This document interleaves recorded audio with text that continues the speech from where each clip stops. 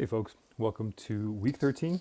We'll be talking about Lorenzo Veracini's chapter 2 in his book Settler Colonialism, A Theoretical Overview. Um, Again, two-part video. You'll probably have your questions sometime in the second video. Really, I'm going to talk about a couple of things today. I'm going to describe a little bit of where we left off with population reduction from chapter 1, describing how that sort of integrates into a discussion of sovereignty. And then describe, I think, some of the relationships that are formed when we think about what settler colonial sovereignty is with regard to what it's not. And what it's not is its imperial sovereignty. Settler colonialism defines itself against both native epistemologies, but also it defines itself against imperial colonial epistemologies, right? And these are sort of like two tensions that we saw in the first chapter with regard to population production. But I think, again, when we think about sovereignty and how that sovereignty is enacted to create political force, then we get to see a little bit more, I think, of the psyche of the settler.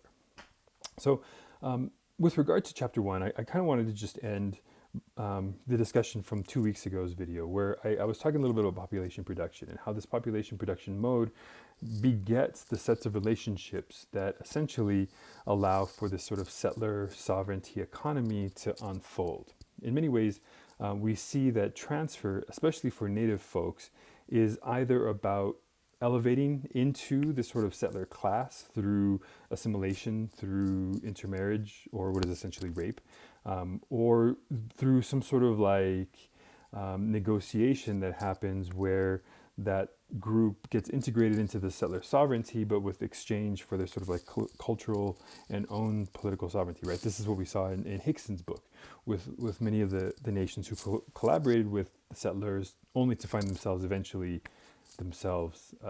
settled.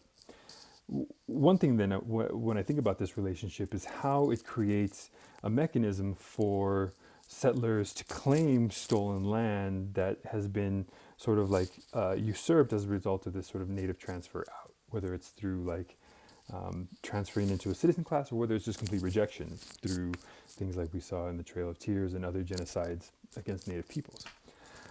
The other part of this, though, the other part of the population production aspect is this sort of like exogenous person, or this exogenous migrant group who also is controlled by the settler class. They are non-citizen foreigners who, like the settlers, came to this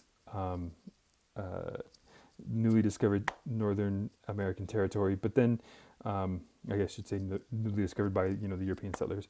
But then, of course, they were sort of subsumed into these relationships that were already established by the settler class.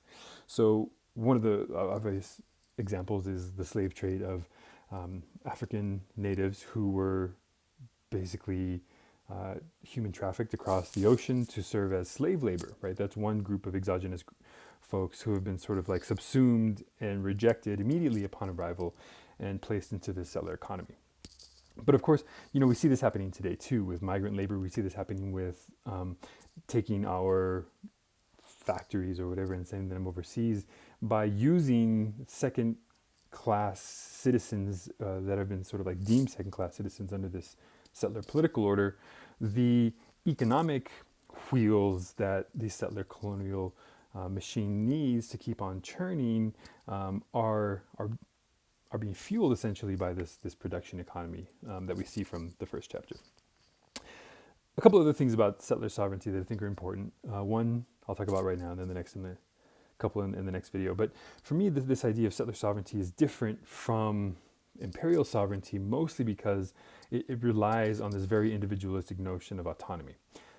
Within the imperial sort of colonizing considerations, sovereignty was always about extending the empire. So this idea that, for example, the sun never set on the British Empire for a while was the idea that every sort of like extraction, every sort of like land claim, every sort of like genocide that was conducted in the name of expanding the empire.